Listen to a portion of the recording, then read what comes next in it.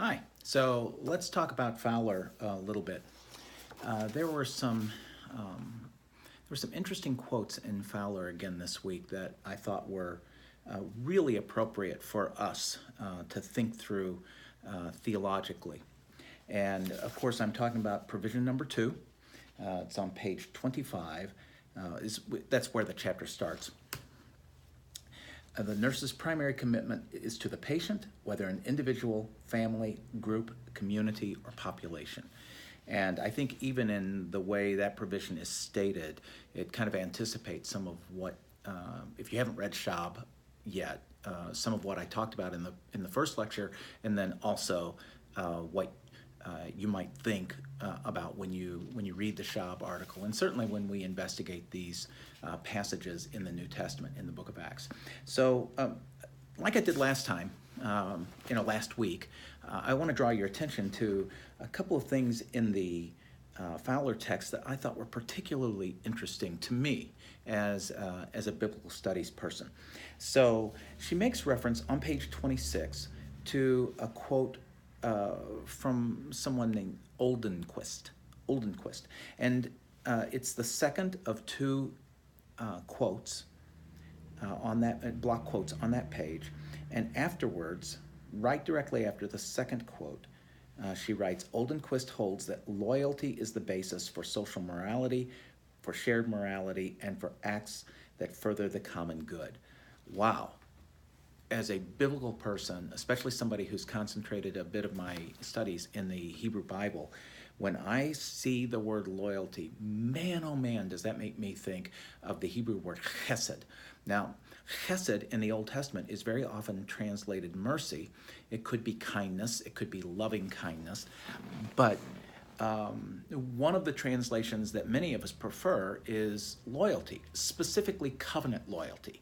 The problem with it is that when you have a word that you're translating from one language to the next, and this is especially something that those of you that might speak more than one language, I have several research languages, but English is the only spoken language I have, and I wish that were different. In any event, when you're translating from one language to the next, you know that there are several different words that you could use to express the idea in the original language. So chesed, while covenant loyalty might be a preferred translation very often, it's a little clunky to make that, to insert that in some texts when mercy or kindness certainly is a part of covenant loyalty, but it reads a little bit better. And in truth, in English, as I'm sure it is for all languages, when the Bible goes through a revision of a translation or a brand new translation, it seems that the translators feel a certain commitment to remain true to some language that is familiar.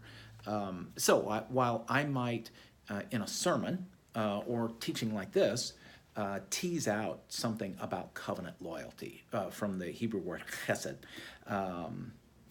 it's not something that would necessarily appear in all our translations. And again, chesed is an Old Testament word. Old Testament written in Hebrew, about 98% of it, and New Testament written in Greek. All right, so when we talk about the original biblical languages, Hebrew Bible, Old Testament, Greek Testament, New Testament. And that, maybe that's an easy way for you to remember if such a thing is important to you. So when I see this comment about loyalty, it is a part and parcel of the fabric of the community, as a religious community in the Hebrew Bible, to remain loyal not only to God, but to one another. So that when the Hebrew believer thinks about doing mercy or loving mercy, this year at APU, we are focusing a bit of attention, and I think I've mentioned this before, on Micah chapter 6, verse 8, where the prophet says, what does the Lord require of you but to do justice, to love mercy, and to walk humbly with your God? Well, that word there, mercy, is chesed, to love that, to love loyalty to God, but also to one another. How do I express my loyalty to God? How do I express that, those deep spiritual commitments. Well, certainly there are things that I may do as a Christian, right? I can go pray with both personally, and I can pray with and for others. I can worship. I can I can serve the church community in those kinds of, or with the church community in those kind of vertical relationships between me and the divine. But very often the way that I do that is by service to other people. For many of us that have entered into this particular sphere of work, we do it because we feel a sense of calling, that God has called us, vocation, vocare in Latin, to do what we're doing. I don't think that's too dissimilar to what many of you feel, right? Nursing is not just a job. Nursing is a calling in a very, very real way. And so as I walk out my calling, however I conceptualize that, that means that I am in some sense in service to other people. That service, if it is merely a job, loyalty does not tend to factor in. At least it doesn't in my mind.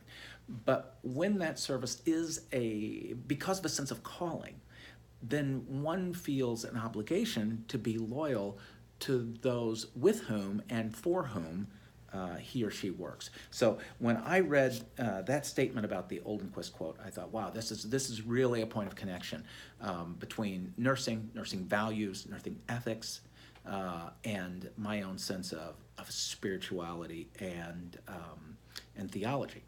So the second quote I want to bring your attention to is on page 28. And in the second full paragraph, it begins with these words: "An ethic of care starts with the concept of relationship." Wow. Okay, again, I know I say wow a lot, but this week, Fowler is really giving me those wow moments. So you might remember that one of the things that we talked about last week was the sense of covenant. Covenant is about relationship. And there's a sense, as I'm reading, my reading of Fowler, and it may be inadequate, I recognize that, but my reading of Fowler is there's almost like this sense of covenantal relationship. And covenantal, then, it's not a word that we like very much today, but covenantal responsibility, covenantal obligation, that in doing what I am called to do, in doing that for the greater good, I am fulfilling an obligation of covenant. See, I tend to think about theology in ways, as you probably already figured out, right? In ways that's bigger than just me and my ivory tower. I like ivory, and I guess a tower of it would be kind of nice, but it's not the way I think that theology should be done. I think theology should be in the down and dirty, where we live. Theology, if it's going to be of any value, needs to be fleshed out, incarnated, to use a theological term.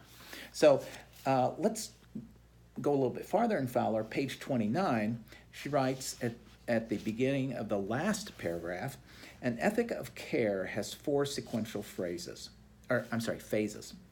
Caring about, taking care of, caregiving, and care receiving."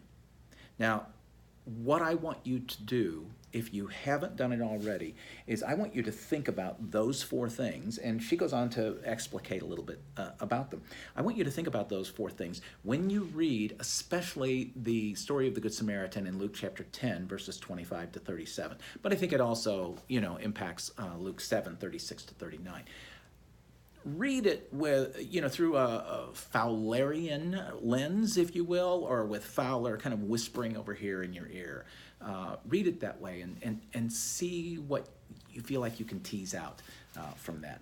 Page 30, she makes mention of four phases of care. And then the last thing I want to mention to you is on page 34. And she writes this.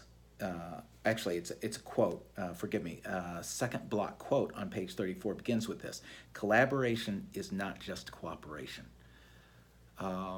cooperation might be, hey, the boss, the nursing manager, or the nursing VP, or, whoever's in charge of this patient's care, whatever, they might say, this is what we're going to do. And then it's up to those who are part of that team to say, okay, well, to execute, right? Collaboration is a coming together, right? In that sense, in my idealized world, of what I would always like to have happen, but often enough can't, is that we come together, we make a plan together, and then we execute together. That's a kind of collaboration. Cooperation is, okay, this is the plan, now you do your part of the plan, and you just have to execute. I think the distinction that is drawn there is really helpful for me. It's helpful for me as I think about my own work, right? So I'm at the School of Theology at Azusa Pacific, and working with faculty and with the dean on a number of really important issues. And it's important that we all get on the same page. To really do that well, we have to collaborate. I don't really know what that looks like in your context, because, especially for those those times that you faced emergent situations. There just has to be, I suspect, from what it looks like on TV and from listening to my wife, there have to be those times whoever's making the decision, they make the decision and you execute quickly. But in that case, it's cooperation, but it may be based in collaboration that's happened beforehand, and there may, I suspect there are kind of debriefs after, so that practice is improved the next time around. I don't know what it looks like exactly in your context. I know what it looks like in my context, and sometimes it means a lot of meetings, endless meetings, it seems like sometimes, but there's nothing like a good meeting where you actually get something done, where people come together. That, to me, again, I think about a kind of a covenantal approach to that, where people come together and in mutual admiration and respect, formulate the plan and then execute the plan. So those are some thoughts about Fowler that I just think are really helpful for us this week, and are helpful for me as I think about this connectivity between theology, spirituality, ethics, and nursing care. All right, we'll be back to talk about the Luke text in just a few minutes.